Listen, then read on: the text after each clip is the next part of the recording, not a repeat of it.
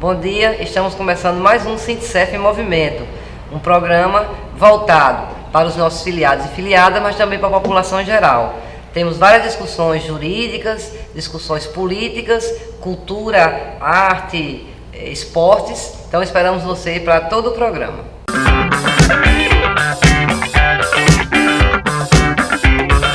Estamos agora aqui com o Dr. Vinícius Barbalho, nosso assessor jurídico da área trabalhista. Bom dia. Bom dia, Gigi. Seja bem-vindo mais uma vez ao nosso programa. Muito obrigado. Dr. Vinícius, novamente, assim, não é um tema novo, né, mas é um tema que nós precisamos falar novamente, porque surgiram novas dúvidas em relação a ele, né, e o pessoal mudou o nome e está achando que é uma outra ação, né. A ação da questão dos intoxicados, o pessoal que trabalhou com produtos que possam ter intoxicado, né, veio agora com o nome de ação do inseticida, né, e aí já causou toda uma celeuma novamente. Queria que você falasse um pouco, que nós já temos essa ação, em que pé ela anda, qual a dificuldade, quais os problemas que nós temos em relação a isso. Bom dia a todos e todas, né? Essa ação, o sindicato foi vanguardista, digamos assim, trouxe um advogado, companheiro nosso lá do Pará. Isso. E nós fizemos aqui várias reuniões, fizemos um intercâmbio, né, com relação... Ele foi pioneiro no Brasil no encaminhamento de ações civis públicas envolvendo Marco Apolo. Ele foi pioneiro no Brasil no encaminhamento de ações coletivas, ações civis públicas, né? Em que, porque lá na região norte, a incidência da malária, né? Houve muita força de trabalho lá do pessoal da ESUCAM. O pessoal usasse por muito mais tempo, em muito maior quantidade, e os inseticidas mais pesados. Então nós fizemos essa troca de informações, fizemos esse compartilhamento, e o sindicato tomou a dianteira nesse sentido, e nós então começamos a ajuizar ações individuais aqui, pleiteando o direito à indenização em razão do uso do inseticida. Infelizmente, isso de forma individual. Infelizmente, a gente encontrou uma certa resistência do Poder Judiciário, porque o entendimento que foi sedimentado aqui no âmbito da 5ª Região foi o de que, não havendo a ligação, a prova da ligação entre o inseticida, o uso do inseticida e a doença, né, ou não havendo a doença, não haveria como condenar o poder público ao pagamento de alguma indenização. Então, as ações que nós ajuizamos, algumas ações individuais, né, nós tivemos problema com relação à prova e ao entendimento dos juízes em relação a essa matéria. Então, o que vai acontecer? Aqui e acolá você vai encontrar decisões favoráveis, especialmente no âmbito da 1ª Região, Tocantins, não é? Você vai encontrar algumas decisões favoráveis. Pará, né? No Pará tem muitas decisões. Exatamente, no próprio Pará. Então, que não vai refletir o entendimento que nós tentamos galgar aqui no âmbito da 5ª Região. Mas continuamos encaminhando essas questões. A grande dificuldade está na prova, né? O servidor ele não tem dados, não tem levado documentos que possam configurar uma situação de ligação entre uma moléstia e com o uso de inseticida. E tem um caso muito emblemático de um servidor da FUNASA. Ele foi aposentado por invalidez, né? Ele teve um câncer e houve uma declaração médica nesse sentido, que poderia ter sido potencializado com o uso de inseticida, e esse servidor chegou a ser periciado pela Justiça. A Justiça determinou a realização de perícia, e mesmo com a perícia lá, né, o juiz julgou improcedente o seu pleito, né? E eu me lembro que a perícia, inclusive, não ligou a doença que acometia o servidor ao uso de inseticida. E o juiz entendia então que teria que haver essa ligação para poder. Então não é mudando de advogado que você vai resolver, porque vai planear em cima dessas ideias. E nem ninguém daqui do Rio Grande do Norte pode entrar com essa ação em um outro estado. Tem que ser na sua OPAG, né? Até porque exige o comprovante de residência. A Justiça Federal tem sido muito criteriosa com relação à competência territorial, embora seja possível, mas exige um comprovante de residência exatamente para fixar a competência jurisdicional do território, né?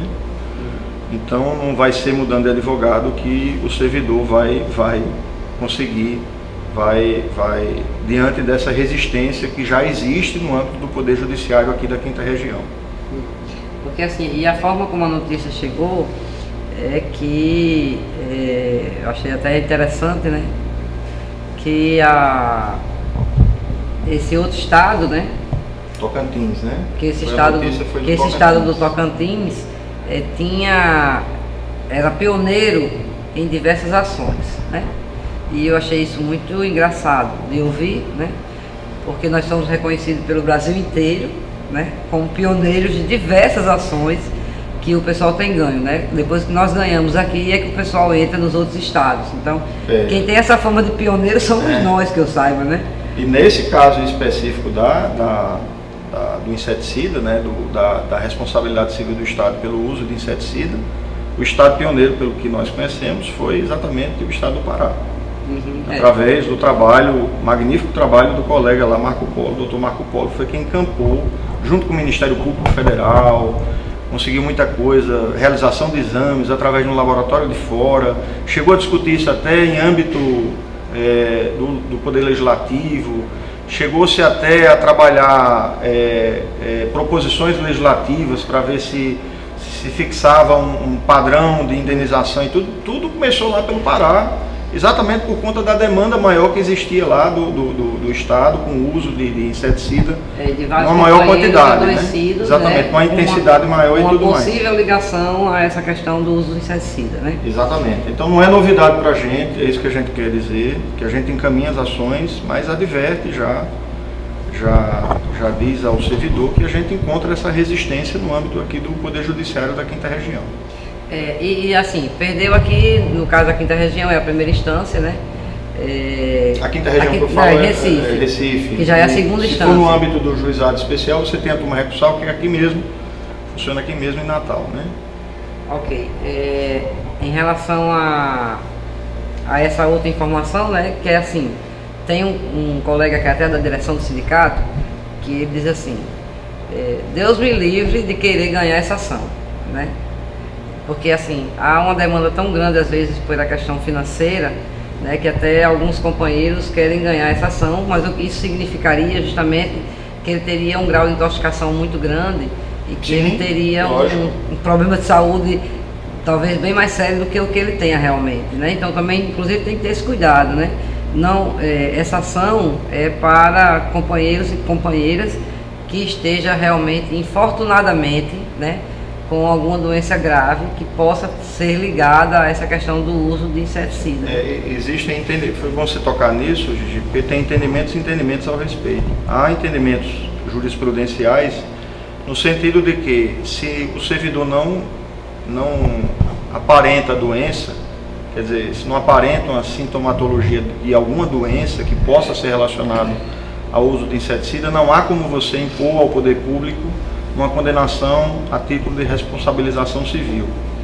Então existem entendimentos e entendimentos com relação ao inseticida. Não se pode pegar um caso que às vezes nem exatamente é igual de um estado e querer aplicar isso para o resto do Brasil, até porque os juízes são os mais variados, os mais diversos entendimentos, o tribunal às vezes tem uma jurisprudência no sentido, nada melhor que um advogado que tenha conhecimento na área, poder avaliar toda essa situação e dar um prognóstico seguro ao servidor. É o que a gente faz com a nossa assessoria, que é trabalhar de forma responsável, não é? Colocando para o servidor todas as situações para que exatamente ele não sofra de forma maior com um ajuizamento de uma ação que o prognóstico não seja interessante para o trabalhador.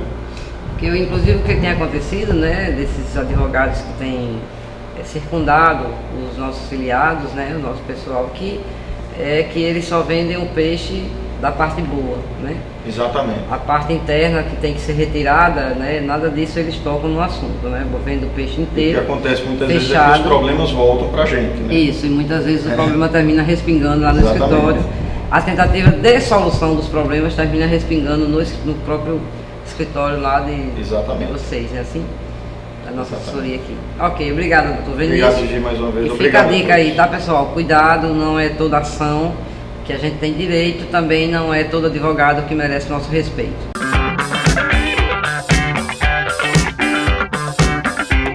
Bom dia, agora é hora de falar de política, né? Estamos aqui com o nosso assessor político, Valério. Obrigado, Valério, mais uma vez aqui no nosso programa. A bola da vez agora chama-se eleição, né? Então a gente vai fazer aqui uma série de programas, né, voltados especificamente para esse tema de eleição, discutindo politicamente, né, os partidos, as candidaturas. Vamos começar pelo nível nacional, né, Valério? Como é que você está vendo aí esse imbróglio aí dessa eleição, agora com todas as convenções já feitas, né? Esse imbróglio aí, essa indefinição no cenário nacional. Bom dia aos ouvintes, parabenizar o sindicato pela audiência que está alcançando nesses programas que vem sendo apresentado todos os sábados, né? Obrigado. De nada. Você faz parte desse parabéns também, né? Obrigado também. O cenário nacional, ele já está definido, né? Nós temos aí várias candidaturas, né, que já estão em campanha, apresentando seus programas, suas ideias, debatendo, e nós temos, na verdade, dois grandes grupos, né, no processo eleitoral.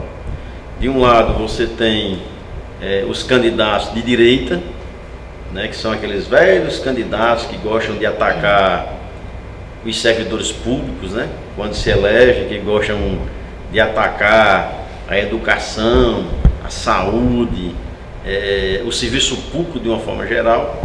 E os direitos da classe trabalhadora como um todo, né? E os direitos da classe trabalhadora, né? Então esse bloco, né, já está em campanha, já está percorrendo e andando pelo Brasil afora, né? Tem aí algumas candidaturas que já desse bloco, né, que já expressaram claramente que vão privatizar Banco do Brasil, que vão privatizar a Caixa Econômica, que inclusive já começaram a privatizar a Eletrobras, né? E vão dar continuidade a esse processo de privatização. Significa demissão, significa piora na qualidade dos serviços públicos, né? De outro lado, nós temos o outro bloco, né, que representa a esquerda, né, que tem algumas candidaturas, né, que estão dialogando com a sociedade, que estão debatendo e que está buscando resgatar o que foi implementado no Brasil no ano de 2002 até mais ou menos 2010, né? Que foi aquele projeto que criou o Ciência Sem Fronteira, Luz para Todos, ampliou e fortaleceu o Bolsa Família, as escolas técnicas, ampliou as universidades, criou um piso nacional para os professores do ensino médio e ensino elementar, né? Então esse projeto, que é o projeto que inclusive nós estamos fazendo parte, ele visa impedir o retrocesso do Brasil, né? Que o Brasil não volta a ser aquele Brasil de antes de 2002, né? Onde as pessoas viviam saqueando supermercados, as pessoas viviam mendigando em grande quantidade nas ruas, né? Apesar de que nós já estamos vendo isso acontecer, né? Nos sinais é só o que você vê, né? O pessoal mendigando, pedindo esmola, né? E provavelmente, se não houver um impedimento, né, desse retrocesso que está se instalando no Brasil, poderemos voltar a ter isso, o saque de supermercado, né? As comunidades, né, as favelas descerão para ocupar, né, e fazer as ocupações nos supermercados e tocar o terror. Por quê? Porque vai chegar um momento de desemprego, de penúria completa, em que as pessoas vão ter que buscar comida para comer, para sobreviver. E vai buscar onde? Onde tem. Com essa crise, né, e com essa questão do desemprego, exatamente, é difícil de resolver isso. Nós estamos vendo aí, todos os dias, os sinais estão evidentes, né? Você veja que a violência está aumentando, né? Nós tivemos agora mais de 70 prédios incendiados no Ceará, em Roraima. Isso é o quê? Isso é exatamente. Tivemos isso aqui na história Tivemos recente, isso né, aqui de Natal, agora recente. Rio Grande do Norte, Isso, de Natal. exatamente. Isso é o quê? Isso é exatamente aquelas pessoas que não têm trabalho, que não têm escola, né, educação, e são ganhos para o crime, né, para o crime organizado, né. Essa semana mesmo eu estava escutando um depoimento num desses programas, onde foram uma criança e um adolescente, né, tinha 16 anos, o outro tinha 14, e foram pegos com as armas na mão, e se perguntou a eles por que eles estavam com aquelas armas na mão. Eles estavam com aquelas armas na mão que era para poder assaltar, para poder comer, né? Ou seja, nós estamos chegando nessa situação e vai se agravar se você não tiver políticas públicas para o país. Não é aumentando a repressão, não é matando que vai se resolver isso, certo? É você ter políticas públicas, é você ter escola de qualidade, é você ter saneamento, é você ter saúde, é você ter emprego, para que as pessoas possam trabalhar, para que as pessoas possam ter uma vida mais digna. Então, está colocado esse cenário nacional, onde você tem dois grandes projetos, um de direita, que é o que está hoje aí, né? Desse grupo, quem ganhar vai ser a sequência do que está aí, certo? Qual vai ser a diferença do eleito desse grupo aí, né? Do centrão, né? Foi eleito.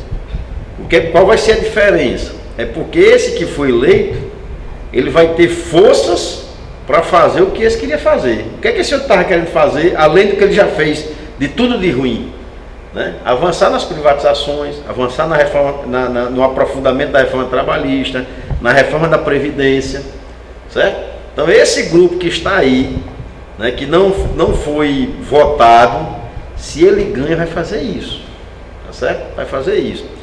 Do outro lado, nós temos um grupo da esquerda, que quer socializar a riqueza, que quer que as pessoas tenham carro, casa, roupa boa, perfume bom. A esquerda não socializa a miséria. Quem socializa a miséria é o capitalismo. O capitalismo é quem socializa a miséria. Que é defendido pela direita, implementado pela direita. Que é defendido pela direita, implementado pela direita. O socialismo, ele quer socializar riqueza. Ele quer que você tenha carro, casa boa, boa alimentação, emprego digno, bons salários, né? É isso que a esquerda quer. É preciso deixar muito claro isso, certo? Você luta para que as pessoas tenham uma vida mais digna, uma vida melhor, certo? Então esses dois projetos estão sendo debatidos, né? E nós queremos chamar a população a refletir sobre esse momento, né? E que vote certo, e que vote consciente. Não adianta votar nulo. Não adianta votar nulo. Você tem uma grande oportunidade de decidir o rumo do país, tá certo? Então, queremos chamar a população a essa reflexão, né? E que em outubro possa votar de forma consciente, de forma democrática e de forma feliz, né? Ok. Obrigada, Valério. No próximo programa a gente continua falando sobre essa questão de eleições.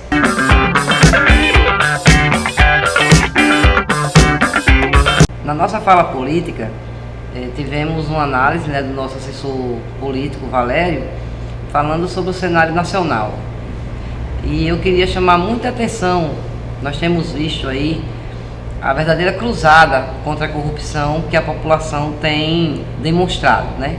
O horror à corrupção.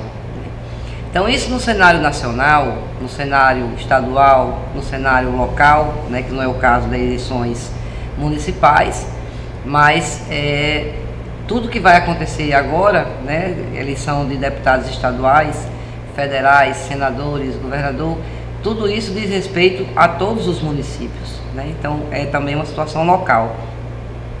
Nessa cruzada contra a corrupção, a coisa mais importante que tem no combate à corrupção é cada um de nós combater a corrupção. Valério fala o seguinte, né, tinha um jargão dizendo, parlamentar corrupto, não, candidato corrupto, eleitor corrupto. Ele inverteu isso. Ele está colocando o seguinte: eleitor corrupto, candidato corrupto. Por quê? Porque a partir da aceitação da corrupção por parte do eleitor, que é corrompido pelo corruptor. Isso é uma coisa que a gente precisa pensar muito seriamente, né? Como é que isso se dá? E aí, boa parte das pessoas deve pensar o seguinte: mas eu não vendo o meu voto. Eu não ganho tijolo, eu não ganho uma consulta médica, eu não ganho uma dentadura. Existem muitas outras formas de corrupção que nós nem podemos enumerar aqui. São muitas, muitas mesmo. E eu queria colocar para vocês um pensamento que eu tive. Como é que eu vou saber se eu estou vendendo o meu voto? Simples. Se você não estiver se movendo por um interesse coletivo, se você estiver movendo o seu voto por um interesse individual, você está vendendo o seu voto. Você está sendo corrupto. Você está sendo corrupta. Então a melhor forma de você refletir em quem você vai votar até o dia da eleição em outubro é pensando isso, fazendo essa reflexão. O que está movendo o meu voto? É o interesse coletivo? Se não for, você está vendendo o seu voto. Então o que eu desejo para essa eleição, para que a gente realmente combata a corrupção, é que seu voto esteja sendo movido, ou seja movido a partir de então, por um interesse coletivo e não pessoal. Então fica a dica, e isso é muito importante, hein, gente? Vamos ficar de olho aí, vamos estar ligados para que isso não ocorra, tá? Então, muita atenção na hora do voto.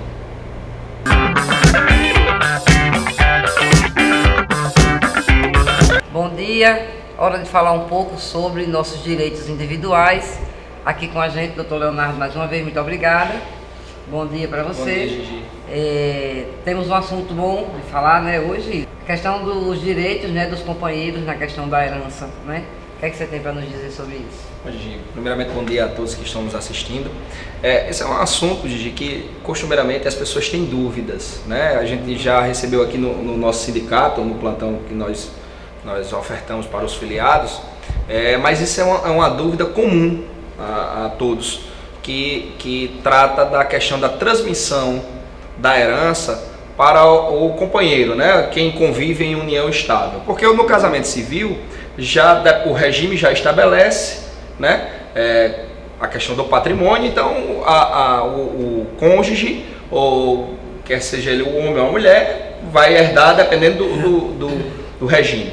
Mas na união estável sempre existia essa dúvida, né, que foi resolvida, né, há algum tempo atrás. Primeiramente, quando se equiparou a união estável ao casamento civil, né, como entidade familiar, entendeu? E só que ainda ficou algumas pendências no seguinte sentido: existem casais que convivem em união estável, porém essa união estável ela não é regularizada, ou seja, o casal não vai no cartório de notas e faz uma escritura pública dessa união estável, ou um contrato particular de convivência também registrado no cartório de registro de títulos e documentos. Convivem, simplesmente há uma união estável e esse casal convive, mas o problema surge quando há um falecimento repentino de um dos companheiros. Aí aquele que sobrevive, como é que faz? Tendo patrimônio, né? Lógico, a ser herdado, principalmente se o cônjuge que faleceu deixou filhos de uma outra união. Sim. E aí é que existe a complicação, entendeu? Então, assim, primeiramente o conselho que eu dou é que quem convive em união estável venha regularizar a sua situação, porque regularizando a sua situação você pode definir qual é o regime que você vai querer. Então já fica uma segurança para ambos, né? E caso não tenha regularizado e venha a falecer um dos companheiros, a união estável nessa situação, quando ela não é regularizada, ela se equipara ao casamento no regime de comunhão parcial de bens. Ou seja, é aquele regime no casamento civil em que o patrimônio que é adquirido na constância do casamento pertence a ambos, mesmo que um só tenha contribuído financeiramente para a compra do bem imóvel ou imóvel. Mas ele se equipara, né, quando não há justamente essa regularização. Então, vindo a falecer um companheiro, quando essa união estável não é regularizada,